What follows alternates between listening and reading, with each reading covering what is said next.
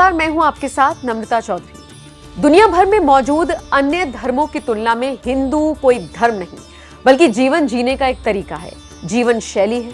हमारी ये सनातन संस्कृति बताती है कि संसार के सभी प्राणियों में मनुष्य यानी हम और आप ऐसे प्राणी हैं जो इस लोक में पाप और पुण्य दोनों का कर्म भोग सकते हैं। और क्या हमारे लिए सही और क्या गलत, ये जानने के लिए धर्म ग्रंथों का अध्ययन किया जाता है। गुरु शिष्य परंपरा वाले इस देश में मौजूद धर्म ग्रंथों में जीवन का सार समाया हुआ है। और इसी कड़ी में गरुड़ पुराण महापुराणों में से एक ऐसा पुराण है जिसके रचयिता स्वयं जगत के पालनकर्ता भगवान विष्णु हैं। कहा जाता है एक बार जब गरुड़ ने प्राणियों की मृत्यु, यमलोक, स्वर्ग, नकर, सदती आदि से जुड़े रहस्य युक्त प्रश्न पूछे, तब भगवान विष्णु ने इन सभी सवालों का विस्तार पूर्वक जवाब दिया। इन्हीं प्रश्नों के उत्तर के आधार पर गरुड़ पुराण तैयार हुआ। इस पुराण में मौजूद 19,000 श्लोक में 7,000 ऐसे श्लोक हैं जो जीवन से जुड़ी गूढ़ बातों को बताते हैं। इसी पुराण में ज्ञान, धर्म, नीति, रहस्य, आत्मा, स्वर्ग और नरक का वर्णन मिलता है। इसका पाठ करने से सामान्य मनुष्य को यह पता चलता है कि कौन सा रास्ता धर्म और कौन सा अधर्म का है। और इस गरुड़ पुराण के आधार पर हमें अपने जीवन में ऐसे किन लोगों के घर में भूलकर भी भोजन नहीं करना चाहिए, या फिर यूं कहें कि ऐसे किन लोगों के घर का अन्न तक ग्रहण नहीं करना चाहिए जिसकी वजह से न सिर्फ बुद्धि भ्रष्ट हो जाती है बल्कि जिंदगी भर की कमाई की गई दौलत भी मिट्टी में मिल जाती है। इस वीडियो में हम आपको बताने जा रहे हैं कि गरुड़ पुराण के अनुसार किनके घर भोजन, यहां तक कि जल भी ग्रहण नहीं करना चाहिए।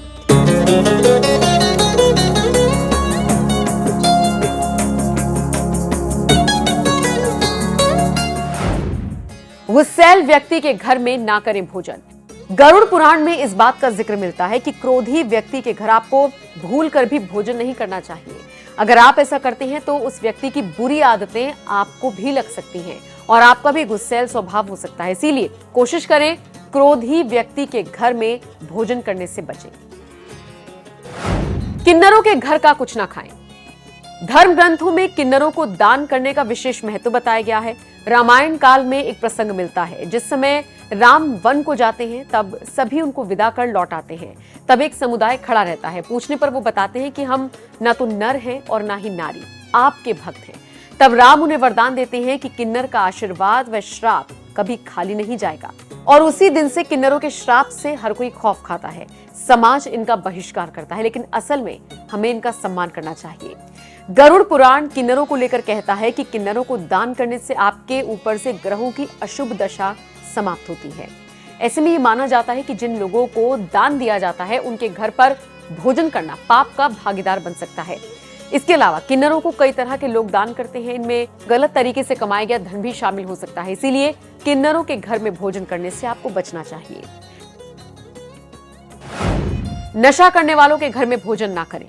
गरुड़ पुराण में यह भी बताया गया है कि आपको भूलकर भी ऐसे लोगों के घर में भोजन नहीं करना चाहिए जो नशे की चीजों को बनाने का धंधा करते हैं।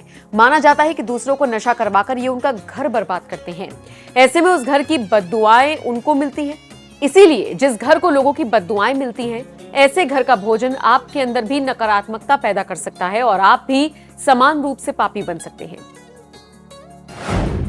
अस्वस्थ व्यक्ति के घर में ना खाएं।